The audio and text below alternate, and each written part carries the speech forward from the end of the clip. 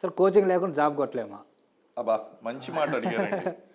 ఏంటి సార్ మీరిద్దరు బాగానే ఉంది, కోచింగ్లు బాగా లేపుతున్నారు మీరు, మీకు చాలా ప్రయోజనం ఉన్నట్టున్నది ఇందులో అంటే, గురువు లేని విద్య గుడ్డిది. సాధారణంగా ఇప్పుడు చూడండి, కోచింగ్ తీసుకోలేనటువంటి వాళ్ళు మీరు ఐఏఎస్ కొట్టామంటారు. సారీ, వాళ్ళ యొక్క డేటా చెక్ చేయండి. వాళ్ళ కోచింగ్ ఇప్పుడు తీసుకోలేదు, ఎప్పుడో 10-15 సంవత్సరాలు బట్టి కోచింగ్ తీసుకున్నారు. ఆ సంవత్సరం కోచింగ్ తీసుకోలేదు అంటే ఏంటి, చిన్నప్పటి నుంచి ట్యూషన్ రూపంలో కానీ లేదా ఒక మెంటర్ రూపంలో కానీ ఎక్కడో దిక్కున దీనికి కాంపిటేటివ్ ఎగ్జామ్స్కి కావాల్సినటువంటి కోచింగ్ ఏదో ఒక గురువు దగ్గర తీసుకున్నారు అంతే తప్ప మీరు ఊహిస్తున్నటువంటి ఫలానా ఐఏఎస్ అకాడమీ లేదా ఫలానా కోచింగ్ సెంటర్ అనేటువంటి దాంట్లో వాళ్ళు తీసుకోలేదు. కాబట్టి కోచింగ్ లేకుండా ఎవరు కూడా జాబ్ కొట్టరు.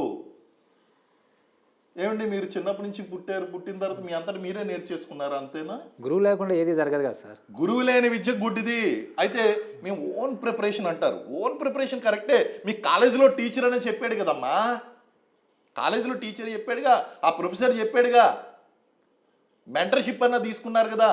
కాబట్టి ఇవన్నీ తీసుకోలేనటువంటి వాళ్ళకి కోచింగ్ అనేటువంటిది ఎలాంటిది అంటే, మీరు 10 సంవత్సరాలు చేయవలసినటువంటి ప్రిపరేషను 1-2 సంవత్సరాల్లో పూర్తి చేస్తారు.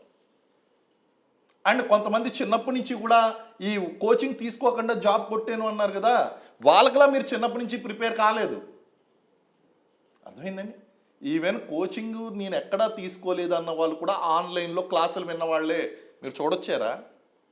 వాళ్ళ బ్యాంక్ అకౌంట్ స్టేట్మెంట్లు చెక్ చేశారా ఏ కోచింగ్ సెంటర్లు ఫీజు కట్టారు?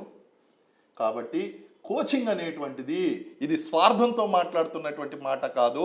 Coaching is must, guidance is must, Guru is must and a mentor is must అండి ఫర్ ఎ జాబ్.